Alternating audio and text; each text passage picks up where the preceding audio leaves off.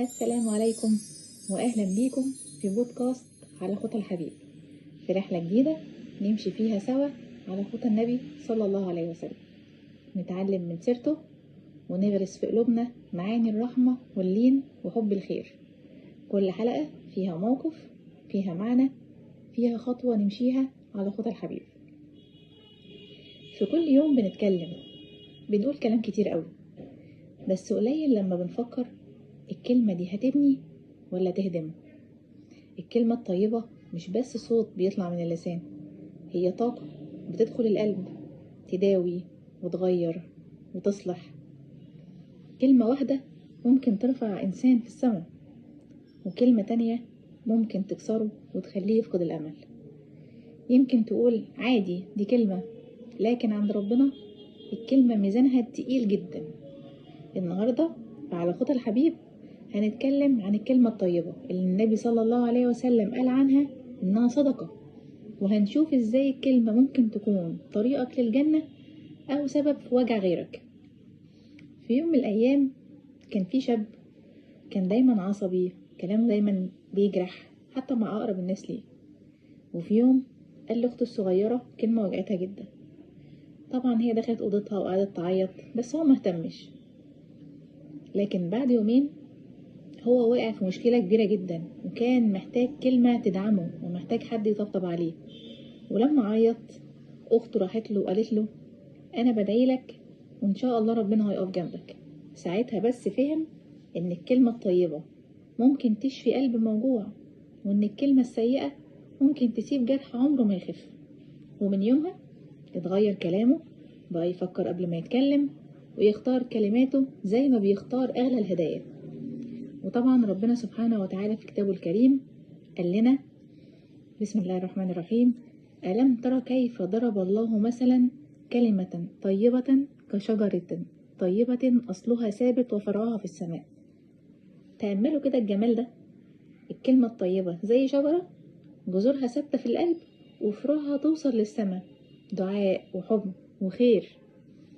والرسول صلى الله عليه وسلم قال لنا إن الكلمة الطيبة صدقة، يعني كل مرة تقول كلمة حلوة زي مثلا جزاك الله خيرا، ربنا يوفقك، ابتسامتك جميلة، بتاخد أجر كأنك بالظبط تصدقت.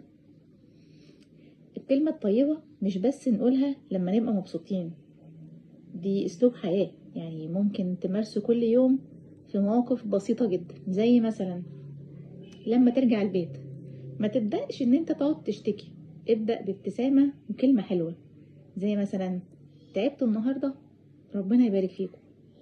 زي مثلا تشكر مامتك حتى لو على أبسط حاجة، الله يا ماما أكلك جميل قوي، ريحته بس بتخليني مبسوط. أو مثلا لو باباك متضايق قول له ربنا يقويك، أنا فخور بيك جدا يا بابا. ومع أخواتك بدل ما تقول له سيبني في حالي قول له طيب خلينا أخلص وبعدين نلعب مع بعض سوا. كلمة بسيطة تغير جو البيت كله. وممكن مثلا في المدرسة أو في الشغل لو زميلك نجح أو عمل حاجة كويسة قول له برافو عليك، انت تستحق. الدعم مش ضعف، الدعم قوة. لو حد غلط ما تضحكش عليه، قول له بلطف كده ولا يهمك، احنا كلنا بنتعلم. شجع اللي حواليك، لان ممكن كلمة منك تكون سبب انه يكمل وما يستسلمش ابدا. حتى مع الناس في الشارع قول مثلا جزاك الله خيرا لأي حد بيقدم خدمة بسيطة، سواء مثلا عامل نظافة، بائع، أي حاجة. ابتسم في وش الناس وابدأ بتحية طيبة. النبي صلى الله عليه وسلم قال تبسمك في وجه أخيك صدقة، يعني حتى لو حد ضايقك رد عليه بكلمة لطيفة توقف الجدال بدل ما تزوده. حتى على السوشيال ميديا ما تردش بسخرية أو تنمر، لو مش عاجبك كلام تقدر تسكت أو ترد بأدب. استخدم الكلمة الطيبة في تعليق بسيط زي مثلا منشور جميل ربنا ينفع بيك. شارك كلام يشجع الناس مش يوجعها. وافتكر دايما ان الكلمة الطيبة مش محتاجة مجهود، لكن اثرها ممكن يعيش سنين طويلة في قلب اللي يسمعها. الكلمة الطيبة مش بس بتريح غيرك، هي كمان بتنظف قلبك وتخلي وشك منور دايما بالرضا. احنا مش دايما هنقدر نساعد الناس بالفلوس، لكن دايما نقدر نساعدهم بالكلمة. خليك دايما صاحب كلمة طيبة، كلمة تشجع وتداوي وتفتح باب أمل. وما تنساش زي ما قال النبي صلى الله عليه وسلم: من كان يؤمن بالله واليوم الآخر فليقل خيرا أو ليصمت. وبكده نكون وصلنا لنهاية رحلتنا النهاردة في على خطى الحبيب، خطوة جديدة مشيناها مع بعض علشان قلوبنا ترتقي وتتعلم. واستنوني في حلقة جديدة نكمل فيها طريقنا على خطى الحبيب صلى الله عليه وسلم.